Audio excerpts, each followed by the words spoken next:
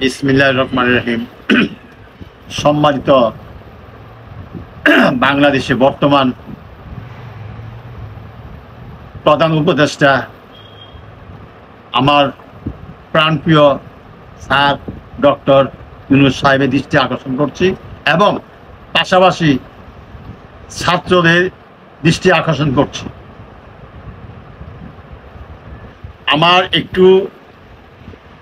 আমি একটু দুঃখের সহিত কথা বলতেছি। আমার ছেলে সৌদি আরব রিয়াদ থেকে গত বছর 2/8/2023 ইংরাজি তারিখে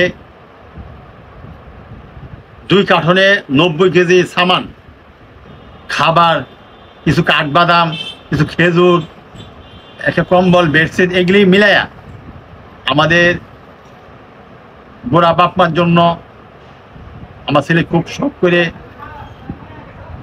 2 কার্টনে মিলে বিএম কার্গোতে পাঠিয়েছিলেন। ওনারা বলছিলেন 50 থেকে 60 দিন লাগবে এবং ছেলেটা বলল, আব্বু পাকিস্তান মাল পাঠাইতে লাগে 1 কেজিতে 2 রিয়াল, আর বাংলাদেশে মাল পাঠাইতে লাগে 1 কেজিতে 11 রিয়াল। আমি 11 রিয়াল দিয়ে এই মাল পাঠাইতাম তখন, গত 1 বছর আগে। তারপরে মালটা এখনো আমাদের হাতে আইসা পৌঁছে নাই। কি ব্যাপার, কোথায় গেল, কি করলো? গত রমজানে খেজুর খাইতে পারি নাই, ছেলে পাঠাইছিল, এখনো আসে নাই। তো আমি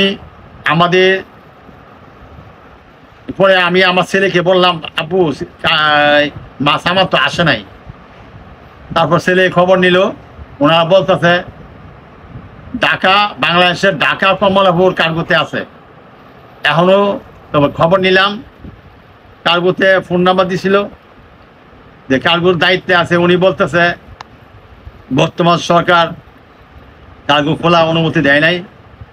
এখন আমি বললাম আমাদের মাল সামানগুলি নষ্ট হয়ে গেছে, এটা ক্ষতিপূরণ কে দিবে? তো আমি আমাদের ছাত্র বাড়িকে এবং আমার জননেতা এবং গরিবের বন্ধু, আমরা চিনি তাকে, ওনাকে চিনি। আমাদের স্যার গ্রামীণ ব্যাংকের প্রতিষ্ঠাতা, আমরা গ্রামীণ ব্যাংকের একটা সদস্য।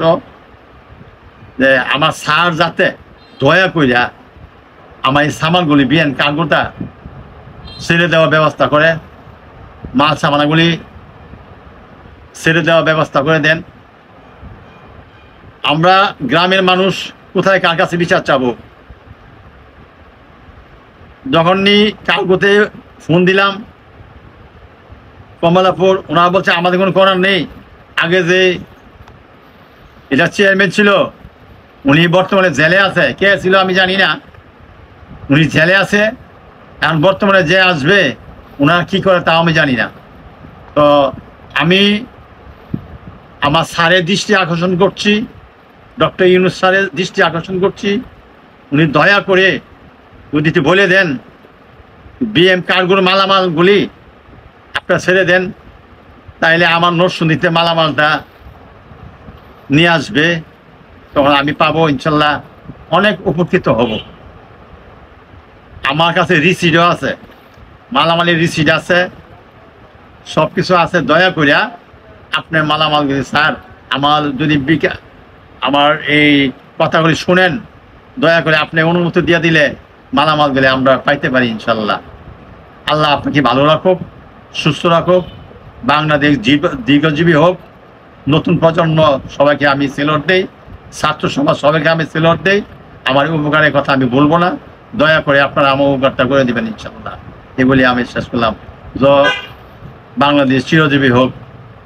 আসসালামু আলাইকুম রহমতুল্লাহ বারাকাতুহু।